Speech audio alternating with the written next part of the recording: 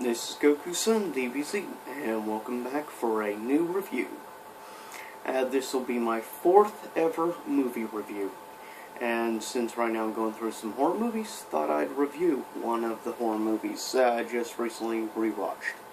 And that is the first Insidious film from, of course, director James Wan, which, if you don't know some of the stuff he's done over the years, James Wan has, of course, done the first and second Insidious movie, as well as he did the first Saw movie. He also did the first 3 Paranormal Activity films, and, of course, the 2 Conjuring films. So, obviously, he's a master of horror, along with, of course, also Furious 7 and the upcoming Aquaman film. So, yeah, he's started diversifying, but this was one of the earlier pieces from James Wan. This film was released in 2011, and of that year, I would have probably ranked the film, in my view, the top 5 best films of 2011 easily, maybe even top 3.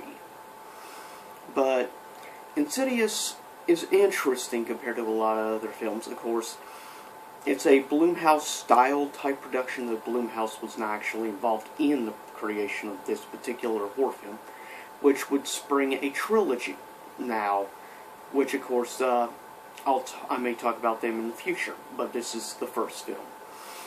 In the first film of Insidious, we have this boy and his family just moved into a older style house which looks reasonably old. It has a certain creepiness factor to it, but older houses tend to just have that feel naturally. Some supernatural activity starts happening in the house, and things like, one, the mother in the film of Dalton and the other 2 children first finds her, like, sheets and stuff for writing music and stuff, because obviously she's a piano player and stuff. And stuff disappears and books are off the shelf and things. She pays nothing to it at the time. Then as she's playing music and stuff, she's trying to listen in on her baby girl, and then hears this weird voice over like the baby walkie thing that way, and she hears a voice saying stuff. She runs upstairs to check, nothing there. And also at the same time, later on in the film, about 20 or so minutes into the film, Dalton gets attracted up to the attic. The door opens by itself, of course. He goes up. He tries to reach something. He falls back and lands on the floor up there. Nothing major happens, but as he dreams and stuff, he ends up getting trapped into I guess you could say an astral plane, because he astral projects and he doesn't realize that. And so he ends up getting trapped, or as a certain particular important character in all 3 films puts it, she calls it not the astral plane but the farther. But anyways, he ends up trapped in there, and we see more and more spirit activity and stuff. And it's happening really overall in his own. At first they think the house is haunted, so finally they move to a new, a little bit smaller, less creepy looking house, a newer one, in a nice suburban community area, it looks like. She turns on a record and stuff, decides to take the garbage out, because she thinks everything's okay-dory, though, of course, the boy, Dalton, is in a coma. Anyway, she takes it out, and the music changes while she's outside, and it changes over to Tiny Tim singing Tiptoe Through the Tulips, which has become the theme of this franchise. Yeah, I'm going to tiptoe the crap away from the tulips, is how I feel about that. And trust me, watch a video with Tiny Tim, he's creepy as heck. So it just makes the song even creepier. Perfect choice. So congratulations. You made me freak out every time I hear Tiptoe Through the Tulips. Good job. But anyways, she sees a boy dancing, she goes in the house, doesn't see, then she goes in Dalton's room, and the child bursts out of the cabinet and stuff, but it's a harmless spirit, obviously, a trickster spirit, which most are. And but anyways, end up bringing in a priest, talking to about things, and then bringing this woman, which is, of course, a key character in all the movies thus far. She also is friends with the mother of course, one of the main characters, which is, of course, the dad of Dalton, and finds out he used to astral project when he was a kid and stuff, and travel to the farther, and one of the reasons why he no longer has pictures taken is because of this creature entity, which they say old woman, but of course in chapter 2 we learn not technically an old woman. Just saying. But anyways, with that said, and the film is very interesting for the most part. Good storytelling, good suspense. There's not too many fake jump scares. Now, there are jump scares, but that's to be expected in any type of horror film of these days. But it's overall a good film, and I highly recommend you check it out. Anyways, the dad goes back to the farther to save his son. Oh yeah, and we meet a nice little demon creature while there. And then again, of course, we hear Tiptoe Through a Tulips playing, and his little workshop with creepy looking dolls, puppets, while he's filing his metal claws. Oh yeah. And all he does is looks like a creepier version of Darth Maul, with the freaking black and red makeup on his face and stuff, the fire on the face and things. Yeah, this demon is, seriously, it just looks like a creepier version of Darth Maul is all. It's not really that creepy overall. They use him wisely, don't have too much overall screen time, so that way you don't get completely immune to a character. And they used a little bit of CG, but the CG was done well, which is a rarity in horror films to not use a lot. Mostly, for the most part, most of the things in the film was practical effects, and that's obvious.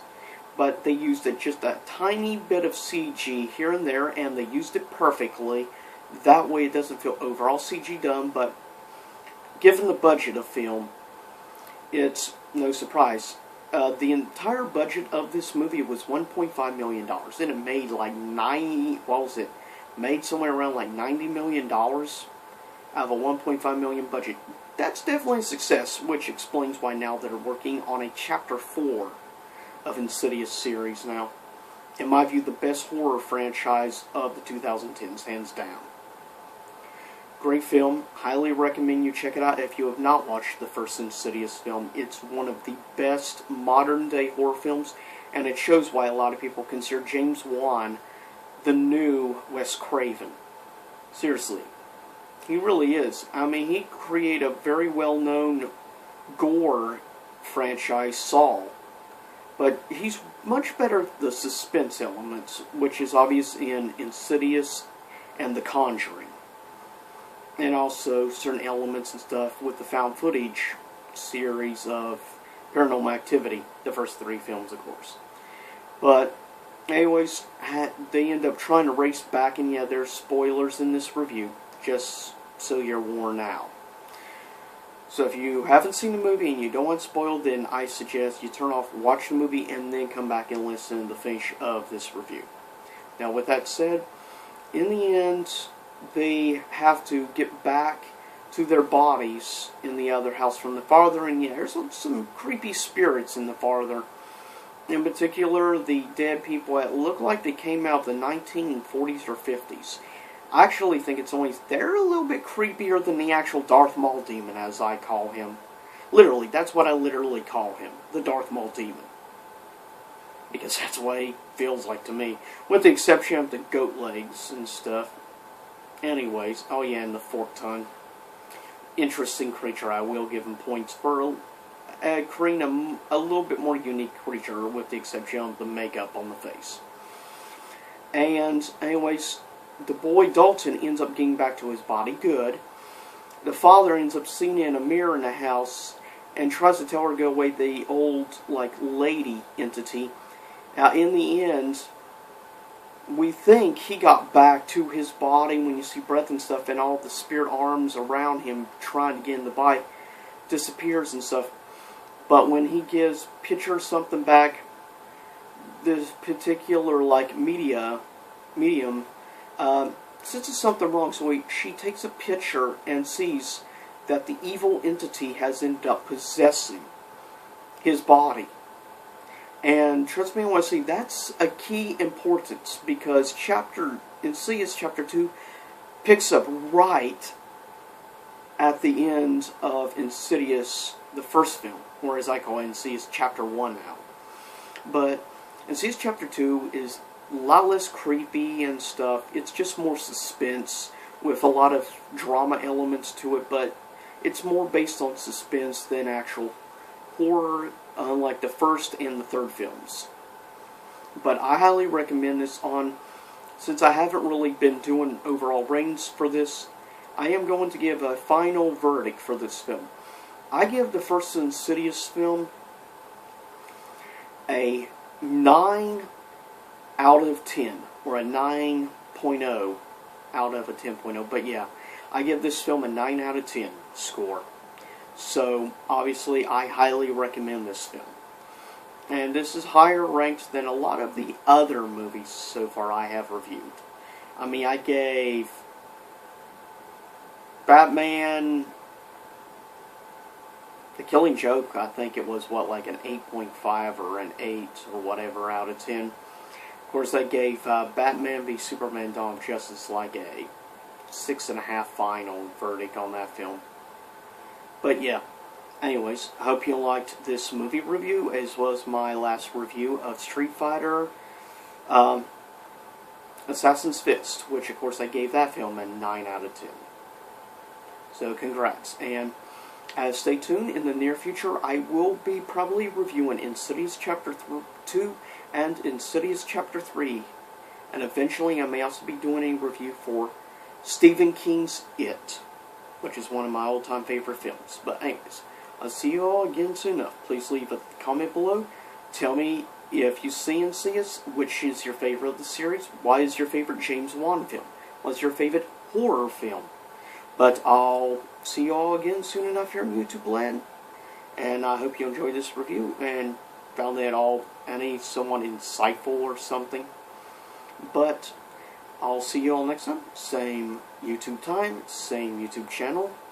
As always, this is GokuSunDBZ. Follow me at twitter.com/GokuSunDBZ, as well as Google+.